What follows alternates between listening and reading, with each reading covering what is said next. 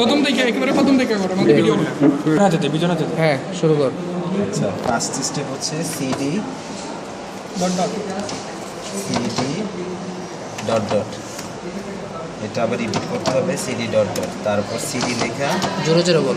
CD লেখা MDA 8086 enter. ঠিক আছে, এটাতে লোকেশনটা পেয়ে গেল আমাদের সি ড্রাইভে। তারপরে এডিট লেখা, এখানে যদি কোড না দেওয়া থাকে তাহলে কোডটা লিখতে হবে ফাইলে যা, ফাইলে। আর যদি কোড আগে থেকে লেখা থাকে মানে দেওয়া থাকে তাহলে ওপেন করতে হবে, আর যদি না দেওয়া থাকে কোড লেখা সেভ এসে যায় কোডটা সেভ করতে হবে। তো এখন এখন যদি আমাদের কোড p31.asm আছে, কোড আগে থেকে লেখা আছে তাহলে p31 হয় নাই দ্বারা p31.asm, এই যে এই কোডটা, এটা এখন আমরা এটা কত নাম্বার, এটা কত নাম্বার কোডটা এটা রাহুল? হ্যাঁ ধরে এটা আমি লিখছি। আচ্ছা এটা লিখলাম, লেখা এখন ফাইলে যায় সেভ এস, মানে ফাইলে যায় সেভ এস p31 বা যে এক্সপেরিমেন্ট সেটা .asm দিয়ে ওকে দিতে হবে।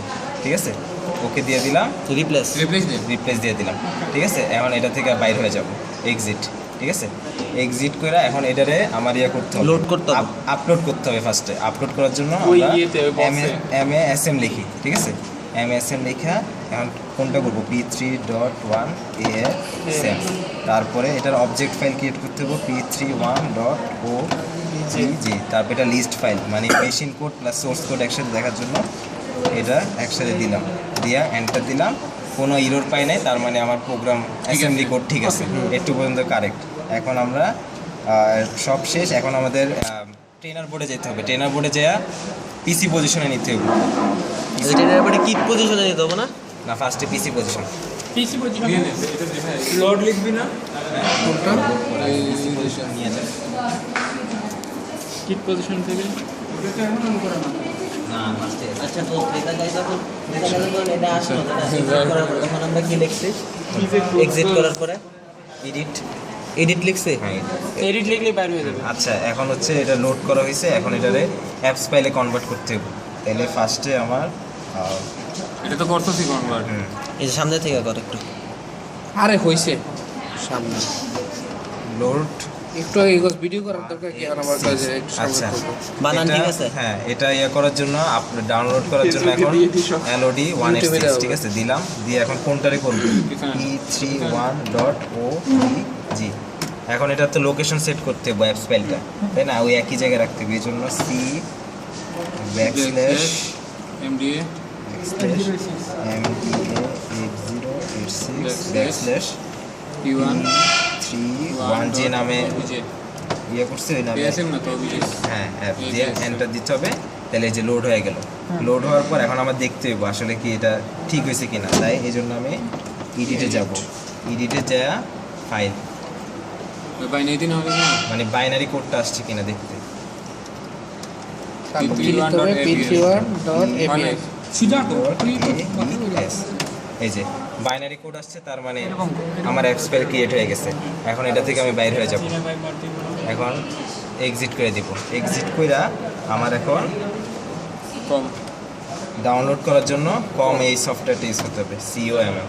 এটা কইরা এখন এটার মধ্যে F5 এটা তো দেখা জোরে এটা বল, F5 F5 কইরা তারপর এখানে ভ্যালু সেট করতে হবে। X এর ভ্যালু ফার্স্টে 1, তারপরে সব এন্টার এন্টার দিয়া Y yes। ঠিক আছে, দেয়া হলো। এখন ওইটাকে জাম্পারের পাওয়ার আপ করতে হবে ট্রেনার বোর্ডকে। ট্রেনার বোর্ডে পাওয়ার পাওয়ার আপ করে রিসেট বাটন আর অন করলাম। পাওয়ার অন তো আচ্ছা পাওয়ার অন করে এটাকে ওইখানে যায় দাঁড়া। মনিটরে এই লেখাটা আসবে যেটা এখানে আসছে। ঠিক আছে, এই লেখা আসার পর এখন আমি L দিব লোড করার জন্য। L দিব? হ্যাঁ, ডাউনলোড এখন স্টার্ট হবে। হ্যাঁ, এটা স্টার্ট করার জন্য এখন যে ফাইলটা ডাউনলোড করবো সেটার নাম আমাকে এন্ট্রি করতে হবে, তাই F3 দিব। F3 দিয়ে ফাইলের নাম হচ্ছে MDA 8086 p31.abs। এখন কমপ্লিট হয়ে গেছে, কম্পিউটারের কাজ শেষ। এখন ট্রেনার বোর্ডে সুইচ করতে হবে। জাম্পারটা এখন কি করব, একজন সাইড থেকে নে তাহলে জাম্পার একবার। হ্যাঁ এখন রাহুল দাস তুই আস্তে আস্তে এটা আস্তে আস্তে করিস, গুলির মতো করা দরকার নেই। আচ্ছা ঠিক আছে, এটা আমি এই রাখা প্রসিডিউর করার জন্য এখন আমাদের দুইটা টেবিল, এখানে পেজ নাম্বার 4-এর টেবিলে আর পেজ নাম্বার 5-এর টেবিল সি, এই দুইটা ফলো করতে হবে। তো ফার্স্ট কোন কোন টেবিল? পেজ নাম্বার 4-এর টেবিলে আর হচ্ছে পেজ নাম্বার 5-এর টেবিল সি, এই দুইটা ফলো করতে হবে। ফলো করলাম ফার্স্টে, তো ফার্স্টে রিসেট বাটন দিলাম, দিয়া তারপরে এডি দিয়া এখানে সেমিকোলন দিলে আমার অফসেট ভ্যালুতে আসবে। এখন আমাদের এক্সপেরিমেন্ট 3.1 এখানে বলছে দুইটা মেমোরি লোকেশন আছে, 3010 আর 3011, এই দুইটার মধ্যে আমার ডাটা এন্ট্রি করতে হবে। তো ফার্স্টে আমরা 3010-তে ডাটা এন্ট্রি করলাম কত? 23 মানে 23। এখানে আগে ইয়েতে যা এখানে প্লাস না, ডাটা দিয়ে দিতে হবে, দিয়ে যায় এই ডাটাতে 23 দিতে হবে। প্লাস। তারপরে প্লাস দিলে এর পরে লোকেশনে যাবে, তো প্লাস দিলাম 3011 আসলো। এখানে ডাটাটা দিতে হবে যেটার সাথে 45 যেটা আমাদের মাল্টিপ্লায়ার, মানে যেটার সাথে আমি গুণ করতেছি, 45 হয়ে গেল। এটা শেষ কাজ, রিসেট বাটন দিয়ে দিতে হবে। এখন একটা কথা আছে, Starting value set হ্যাঁ, করতে হবে। এখন আমরা যে অ্যাসেম্বলি কোড লিখছি এটা স্টার্টিং ভ্যালুটা সেট করতে হবে। এটা পরীক্ষার সময় 1000ও দিতে পারে, 2000ও দিতে পারে। তাই আগে আমি যদি আমার পরীক্ষায় সাপোজ 2000 দিল, তাই রিসেট দিয়া এডি দিলাম, দিয়া সেমিকোলন দিয়ে 2000 সেট করে নিলাম। ঠিক আছে, ঠিক আছে, সেট করা হয়ে গেছে, রিসেট। এখন এটা শেষ কাজ। এবার দেওয়া উচিত ছিল রে, রিসেট মারছে। আচ্ছা, রিসেট দিয়ে এডি দেখেন এটা তো ওপেন বুক না, মানে বই তো থাকবে আমাদের ম্যানুয়াল পরীক্ষায়। না, 2000 দেওয়ার পর গো, ঠিক আছে, এক্সিকিউট হয়ে গেল। এবার রিসেট বাটন, 2000-তে গো দিব। তারপরে হচ্ছে এখন আমরা দেখবো যে আমাদের রেজাল্ট ঠিক আছে কিনা। এই দুইটা যদি আমি হাতে গুণ করি তাহলে 400-তে আসবে আমার 6F আর 4001-এ আসবে 09। আচ্ছা, আমরা দেখবো। দেখার জন্য রিসেট দিয়া ফার্স্টে এডি দিয়া এটা দিয়া 4000 কাজই করে না। কাজ করে না, এই যে ইয়ে হয়েছে। তোদের কি সমস্যা হয়েছে করে? না না, কাহিনি আছে। Just আবার ফার্স্ট থেকে এটা ইয়ে কর, কারণ তুই যে গো মারছিস না, তখন মনে হয় ইয়ে হয়ে গেছে। না, দেখি। দোস্ত গো আমার ওটা ইউটিউবে যাবে না। ও, এটা সেভই হয়নি, এই তো এটাই বলতেছে, সেভ হয় নাই। ডাটা সেভই হয়নি।